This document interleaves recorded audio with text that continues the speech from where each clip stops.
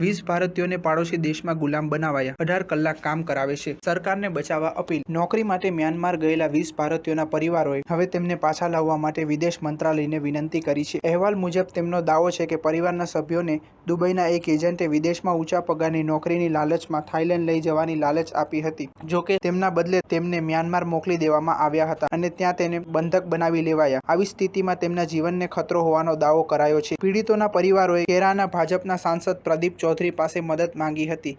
ત્યાર પછી વિદેશ મંત્રાલયને આ માહિતી આપવામાં આવી હતી। ખરેખર ભારતના એક વર્કરે સોશિયલ મીડિયા પર પોતાનો એક વિડીયો અપલોડ કર્યો હતો, જેમાં તેને દુર્દશા જણાવી હતી। તે વિડીયોમાં કહે છે કે તેનો એક સાથીદાર ટોર્ચરને કારણે મૃત્યુ પામી ગયો છે। એક છોકરીને તો માથામાં ગંભીર ઈજા થઈ છે અને તે પણ જીવન મૃત્યુ વચ્ચે ઝઝૂમી રહી છે।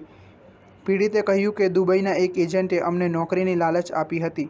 મ્યાનમારમાં બંધક બનેલા વર્કરની ઓળખ કુલદીપ કુમાર તરીકે થઈ છે। તેણે સોશિયલ મીડિયા પર 2 વિડીયો શેર કર્યા છે।